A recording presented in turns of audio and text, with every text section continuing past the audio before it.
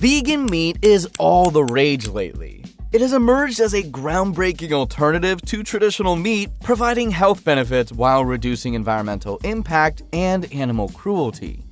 But it wasn't until 2019 that the phenomenon of plant-based meat became popular.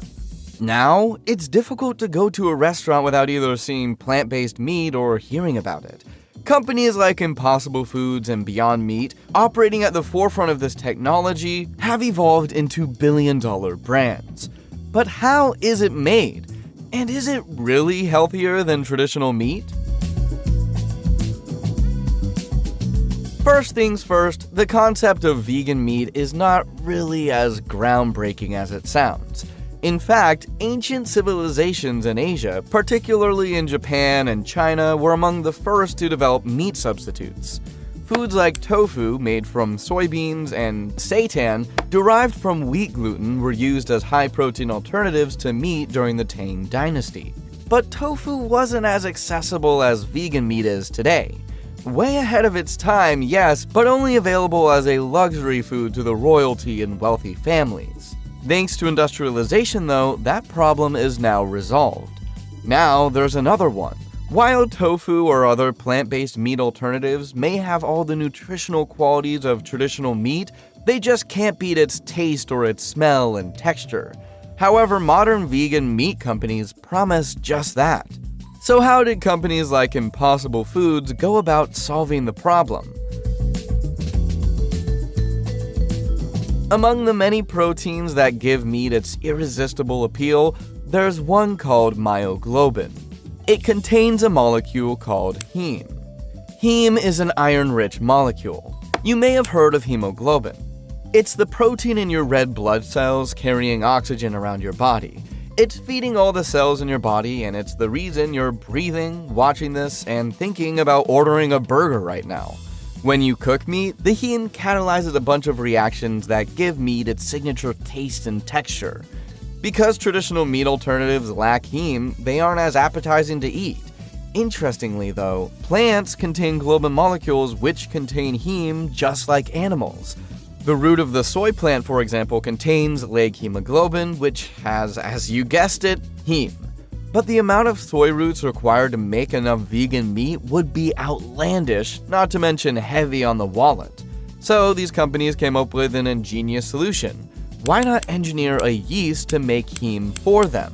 Lo and behold, the heme machine, a critical invention that produces enough heme for Impossible Foods to create a vegan burger that looks and tastes just like the real deal. But that isn't the only thing at play here. These guys are really going all out. Another one of their approaches is to use a mass spectrometer to analyze what flavors are generated upon cooking meat, which gives them a detailed profile they need to replicate for their imitation meat. It's a complete science. And here's a complete look at what goes into making a vegan burger that resulted in a $4 billion brand. The primary ingredients for the Impossible Burger are sourced from plants. Soybeans, potatoes, and coconut oil are harvested and processed to extract proteins, fats, and other necessary elements. Soy protein is the backbone of the Impossible Burger. However, to make it viable for the patty mixture, it undergoes processing techniques like grinding, soaking, or heating, followed by separation methods such as filtration or centrifugation to extract the protein. The isolated plant-based protein can then be modified using techniques like heating, extrusion, or denaturation to alter its structure, enhancing its functionality and enabling the formation of meat-like textures. Why soybeans? Well, they are an excellent source of plant-based protein and are commonly used in plant-based products because of their ability to replicate the protein profile of animal meat. Next up is the potato protein, extracted from potatoes. It helps bind the other ingredients together and contributes to the burger's texture. Nutritionally, potato protein is rich in essential amino acids, which play a crucial role in enhancing the overall nutritional profile of the burger. Additionally, it contributes to the desired bite of the burger, helping it retain moisture and mimic the juiciness of beef. Finally, coconut oil is used in the Impossible Burger to replicate the fat content found in beef. Fat is a critical component of a burger because it contributes to flavor, juiciness, and texture. Coconut oil, being high in saturated fats, gives the Impossible Burger the necessary richness and mouthfeel that makes it feel indulgent, much like a beef patty. It also helps the burger maintain its moisture during cooking. Now for the star of the show, heme. Remember how Impossible Foods engineered a yeast to produce heme for them? How did they do that? Genetic engineering. Genetically modifying yeast involves taking DNA that isn't its own and inserting it into the yeast. For heme, Impossible Foods takes a soy root DNA sample and inserts it into the yeast. With the new set of genes, the yeast is able to synthesize heme the same way soy roots do because it contains the DNA to do so. These yeast cells are then placed in fermentation tanks where they grow and multiply, producing large quantities of the protein. Once all the ingredients have been prepared, they are blended together in precise ratios to create the burger patty mixture. The soy protein, potato protein, coconut oil, and various other ingredients are mixed to form a dough-like consistency. This is then combined with the soy-like hemoglobin to create a uniform patty mixture that has the same color, texture, and flavor as beef. The patty mixture is then shaped into individual burger patties, which are then cooked. The cooking process is crucial as it allows the soy-like hemoglobin to react with heat, causing it to change color and release its distinctive meaty flavor. The burger patties are cooked in a manner similar to beef, whether through grilling, pan frying, or baking. After the patties are cooked, they are cooled and packaged for distribution. The Impossible Burger is then sent to restaurants, grocery stores, and other retailers where consumers can purchase it. Vegan meat is an emerging market set to challenge the traditional meat industry, but Impossible Foods isn't the only player in the market. In fact, there are more than one way to make vegan meat. This restaurant, for example, serves 3D printed vegan meat steak. Yes, you heard that right, and they claim that it's almost indistinguishable from real meat. Here's how it's made. Like any other vegan meat, the base of the vegan steak lies in plant-based protein. This particular steak is made from powdered rice and pea protein. Like soy protein for the Impossible Burger, these proteins are chosen for their ability to provide the fibrous texture associated with muscle tissues as well as their nutritional value. Fats, sourced from plant-based oils like coconut or sunflower oil, are incorporated to replicate the juiciness and mouthfeel of animal fats. To achieve the visual appeal of raw meat, natural coloring agents such as beetroot juice are added. Lastly, binders like methylcellulose or starch ensure that the mixture holds together during processing and cooking. The initial step in the production process involves pre-processing the ingredients to create a uniform mixture. The selected plant-based components are blended into a paste or liquid, ensuring that the proteins, fats, and other elements are evenly distributed. This step is crucial for achieving the desired consistency and flavor profile. To enhance the taste, a combination of spices, natural flavors, and other additives is introduced. These additions are meticulously calibrated to replicate the savory and umami notes characteristic of real meat. The resulting mixture serves as the raw material for the 3D printing process. Once the plant-based mixture is prepared, it is loaded into the cartridges or extruders of a specialized 3D printer. This printer is equipped with advanced technology capable of constructing vegan meat layer by layer. The design of the printer allows for precise control over the placement of the mixture, enabling the creation of structures that closely mimic the muscle fibers and marbling of animal meat.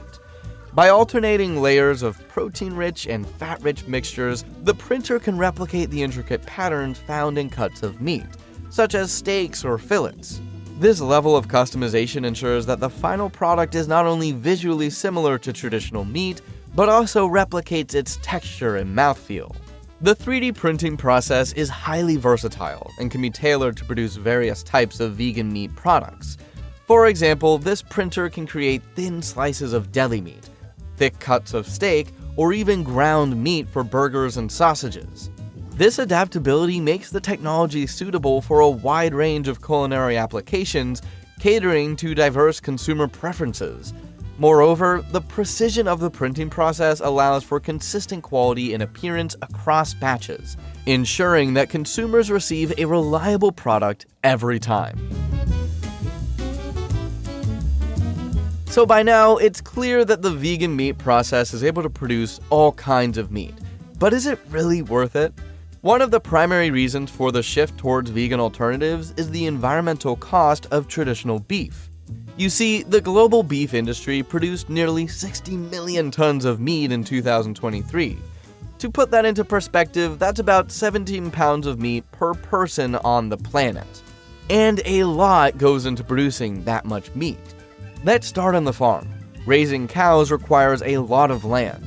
Just how much? Well, imagine clearing rainforests the size of El Salvador every year just to make room for cattle. These cows release tons of methane too, a potent greenhouse gas, not to include the emissions from slaughtering, processing, packaging, and transporting meat. And these aren't stopping anytime soon. As the world's population continues to grow, the demand for protein is expected to rise dramatically. Here's where vegan meat comes in. Unlike traditional meat production, which is responsible for a staggering 14.5% of global greenhouse gas emissions, plant-based alternatives are dramatically greener. For example, producing a Beyond Burger emits 90% fewer greenhouse gases compared to a beef burger, while an Impossible Burger cuts emissions by 89%. The environmental advantages don't stop there. Livestock farming takes up nearly 77% of global agricultural land, yet it contributes only 18% of the world's calories. This inefficiency drives deforestation and habitat destruction, especially in biodiverse regions like the Amazon. Vegan meats, on the other hand, use up to 99% less land, preserving precious ecosystems and reducing the strain on our planet. Water savings from plant-based meat are just as impressive.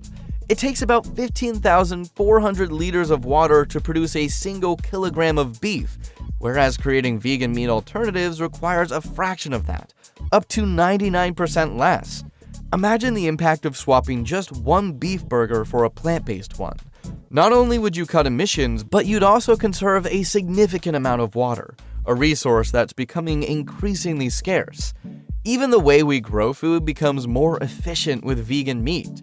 Traditional livestock farming involves feeding animals massive amounts of crops, up to 25 kilograms of feed for every kilogram of beef. By skipping the middleman and going straight to plant-based proteins, vegan meat delivers the calories we need without wasting resources, making it a smarter and more sustainable choice. So yes, it is better for the planet than traditional meat. But is it better for us too? Let's not forget vegan meat is a replacement for meat, not a salad. And so nutritionally, it's pretty much the same as meat when it comes to protein and calories. But vegan meat on average has less fat and no cholesterol. It also has no antibiotics or hormones. It does, however, contain much more sodium than traditional meat and is highly processed. So in the end, it's safe to say that it's not necessarily healthier than traditional meat. But it's here to stay. The Impossible Burger, for example, has made its way onto menus of major restaurant chains like Burger King, where it's the star of the Impossible Whopper, and other fast casual eateries as well as grocery stores around the world. It's got the backing of several high-profile chefs and celebrities too, as everyone contributes their part in making the planet greener. Let's admit it, the technology behind vegan meat is fascinating, but it still has a long way to go if it's to become a serious contender for replacing traditional meat. It might be greener for the planet, but it isn't tastier or healthier than its traditional counterpart yet. What about you though? If you were at a restaurant that offered both options, would you go for vegan meat or good old traditional? Let us know in the comments. And don't forget to keep watching if you're down for more videos on how things are made.